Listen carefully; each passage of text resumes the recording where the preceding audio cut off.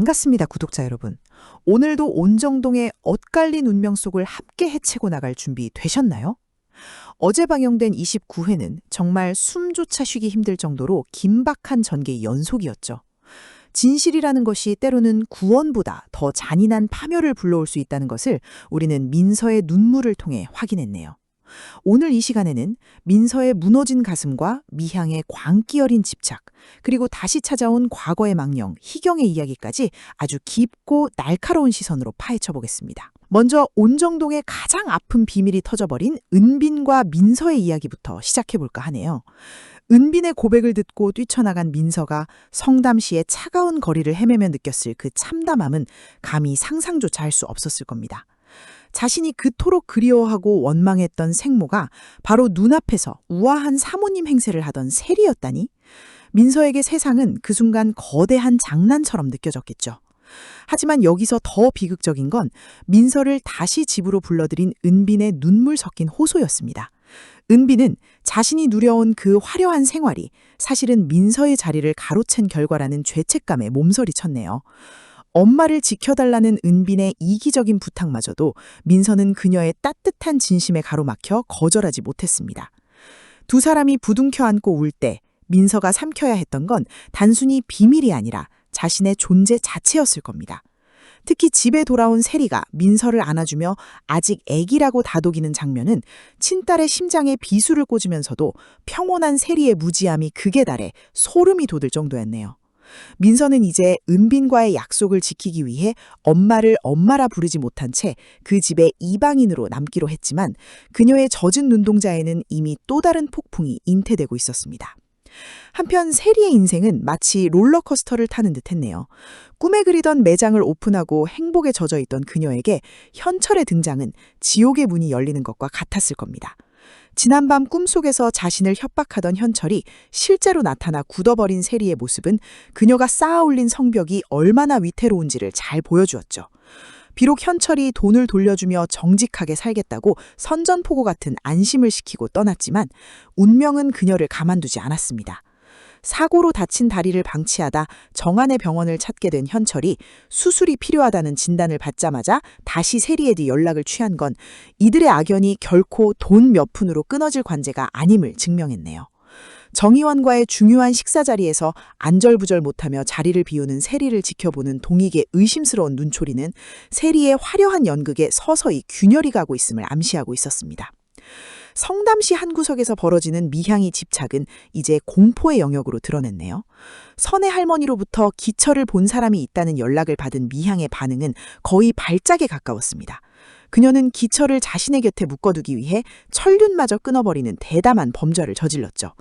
선불폰을 개통해 기철을 사칭하며 정안에게 찾지 마라는 문자를 보낸 장면은 한 여자의 삐뚤어진 사랑이 어디까지 추악해질 수 있는지를 적나라하게 보여주었네요.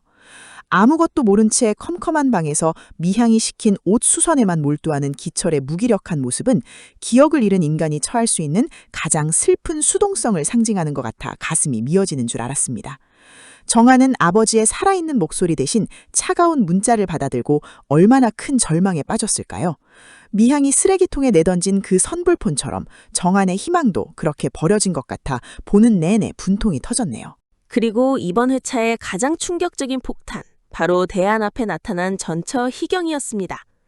대안과 동숙이 지후와 함께 진정한 가족으로 거듭나려 여행까지 계획하던 그 찰나에 집을 나갔던 희경이 만삭에 가까운 배를 안고 나타난 건 신의 장난이라기엔 너무나 가혹했네요.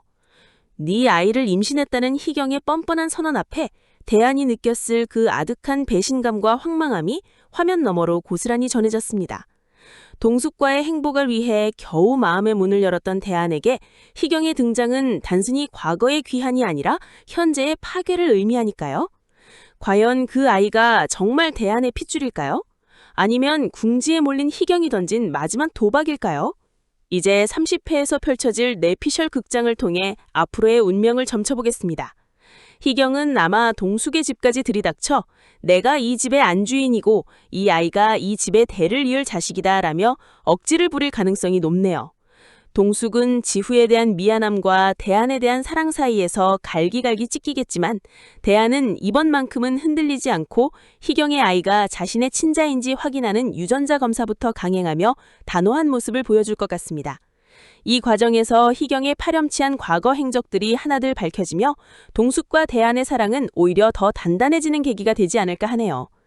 세리와 민서의 관계는 더욱 위태로워질 겁니다.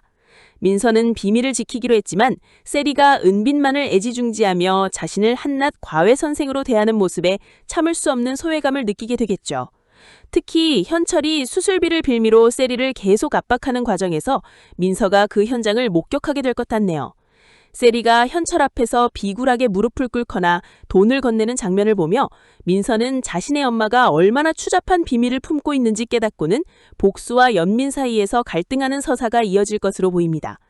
은빈 역시 엄마의 비밀을 공유한 공범이라는 자책감에 시달리다 결국 우재에게 모든 것을 털어놓으려다 망설이는 긴박한 상황이 연출되지 않을까 하네요.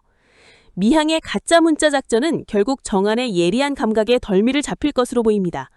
정한은 아버지가 평소 쓰던 말투나 단어가 문자와 다르다는 점을 포착하고 문자가 발송된 기지국 위치를 추적하기 시작하겠죠. 그러다 성담시의 그 작은 수선집 근처에서 기철의 흔적을 발견하는 극적인 재회가 30회 엔딩을 장식할지도 모르겠습니다.